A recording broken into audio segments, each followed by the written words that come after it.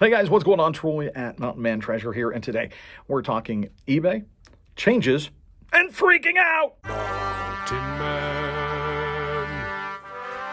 Mountain Man Treasures. Welcome into the channel, guys. My name is Troy. I'm a reseller in Montana right now, hanging out at the vintage shop where I have now 2 booths, and thought we could chat about a couple of changes on eBay, and the one that people are freaking out about, new fee structure, and we'll talk about that. But the thing that I think is frankly a little bit of a bigger deal is changes to what eBay likes to call pre-loved clothing. I absolutely hate that term, pre-loved. Maybe they donated it because they hated it and then we went in and bought it, right? So it's maybe more accurately in that case pre-hated. I don't know. It's pre-owned. Just call it pre-owned eBay. Don't try and get cute. It's used, and that's okay. You don't have to try and fancy it up. It's fine. I've got behind here my laptop. Starts February 4th, so it's actually coming up next week. There's going to be 3 new pre-owned conditions that we can choose from when we're listing stuff, and it's going to be a little bit of a pain, because if we've already got things that are listed as pre-owned, guess what? We got to go in and we've got to update them. Those are the changes that I hate, when they impact the hundreds or maybe thousands of listings that we already have. It's a time suck. And so we're going to have to deal with that. eBay's talking about previously, when listing pre-loved clothing, you could only select pre-owned as the item condition. Starting February 4th, 2025, you'll have 3 options to pick from: pre-owned excellent, pre-owned good, and pre-owned fair. The existing new with defects condition will also be renamed to new with imperfections. Okay, so if you do used clothing and stuff like that, that's what we're going to have. Now it says, as far as the description of everything, pre-owned excellent, like new, previously worn, but with little to no signs of wear. It says any signs of wear should be shown and described in the seller's listing. That should have been happening already anyway. Pre-owned good, gently used with light signs of wear and or visible flaws. This item has been gently used and is in good condition. It might have a few signs of wear. And then pre-owned fair, significantly visible flaws, heavy signs of wear, and or missing or damaged components. So if, I guess if something's missing a button or whatever, it would be pre-owned fair. So one of the questions on here is, will eBay protect me if a buyer wants to return an item because the item condition wasn't as expected? See, when we just say pre-owned, it's an umbrella term, and so you have a little bit of leeway. If people complain, it's like, well, hey, I said in my listing it was pre-owned, so that's what you got. Now, sort of like when you list, I don't know, a comic or an LP or something like that, there are different stages. You can grade it essentially and give the buyer a better idea of just how good or how poor the condition is. And so here now a buyer could get the t-shirt that you sold them and said, hey, it's fantastic, there's no signs, and they can get it and go, there's actually some signs of wear here. And so, yeah, I didn't get what I expected. I want to send this back. I want a refund, right? So it opens up some avenues there. eBay says if a buyer requests a return because the item condition wasn't as expected, we will be offering some temporary protections for item not as described return requests.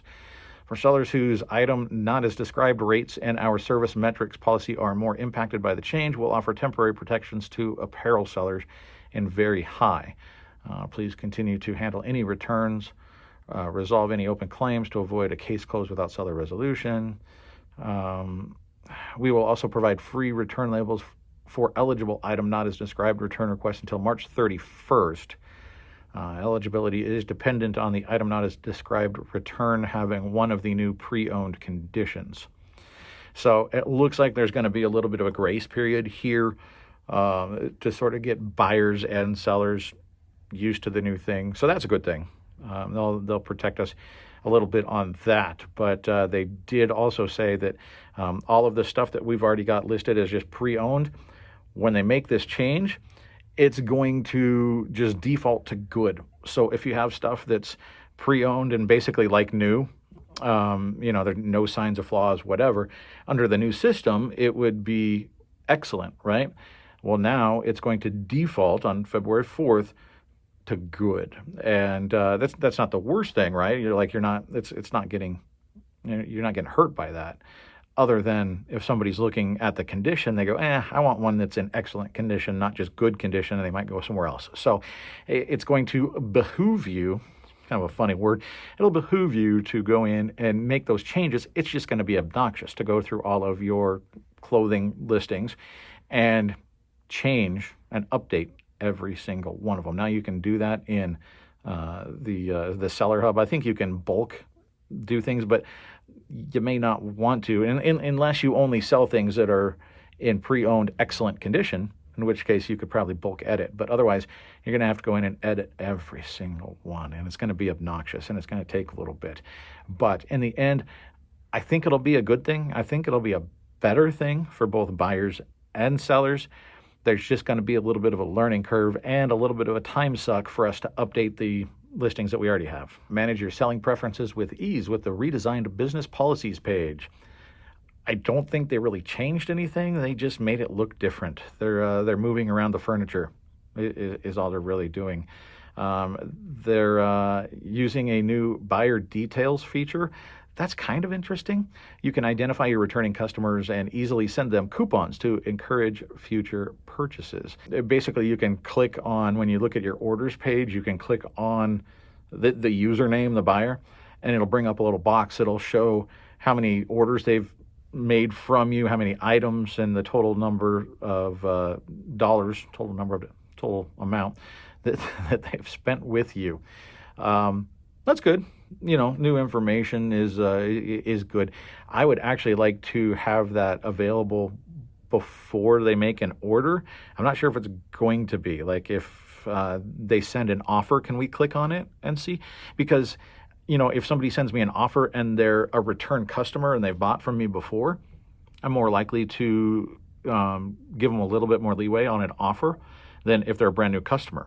Right? And then that encourages them to keep coming. So I'd like to be able to, if somebody sends me an offer, to click on their name and see if they're a returning customer or not. I don't know if that's available. They just say that it's going to be available on the orders page.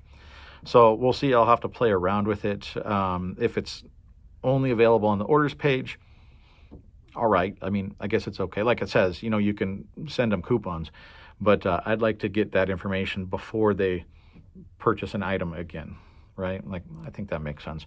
But the biggest thing that people on some Facebook groups I've noticed are freaking out about is that they're adjusting final value fees in most categories. They say it's so we can continue our ongoing efforts to provide tools and services to support your long-term growth. They want to make more money.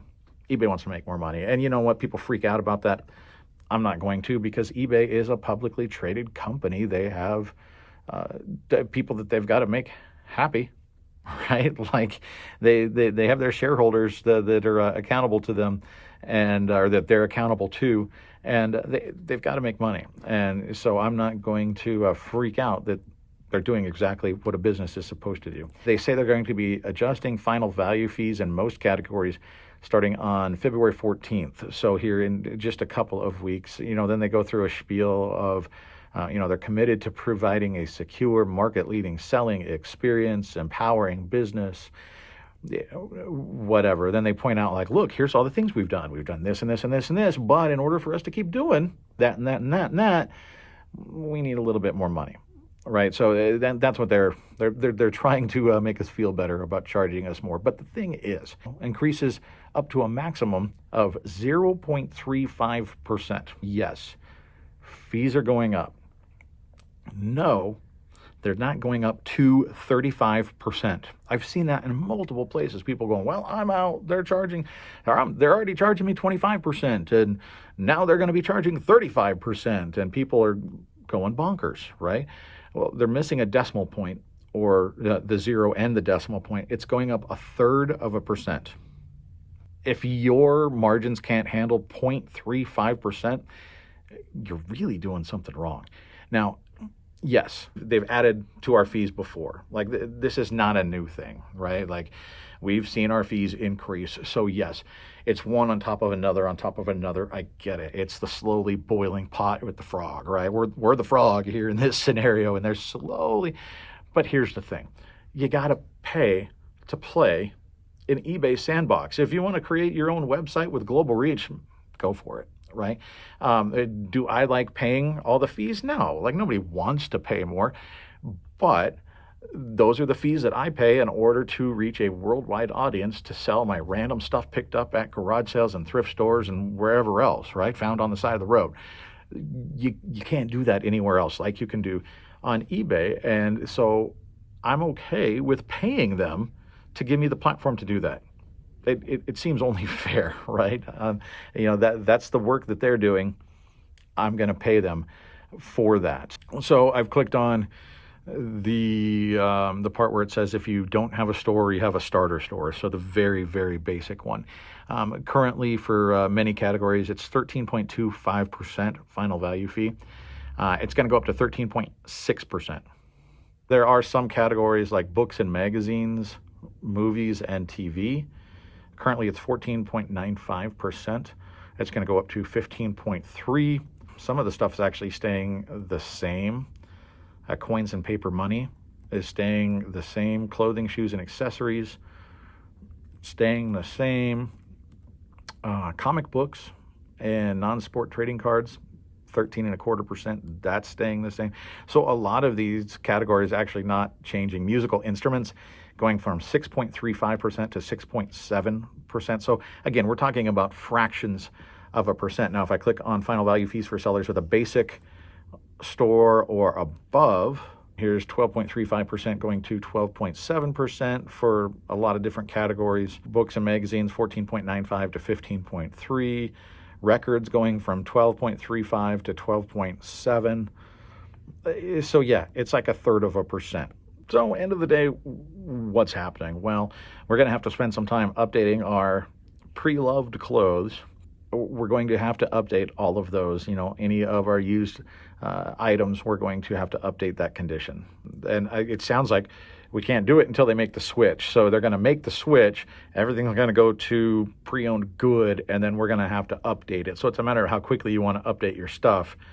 But yeah, that's happening. And then the fees are going up. But again, they're going up 0.35%, not 35%.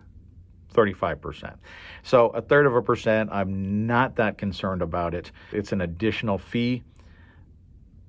But I guess, that again, that's the price you pay to sell on eBay. If you want to leave and go sell on smaller platforms, Mercari, Etsy, whatever, okay.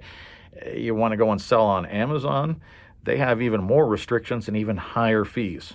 So, you can complain about it, or you can just adapt and keep making money. That's what I'm going to do. I guess tell me what you think underneath, and we'll see you next time.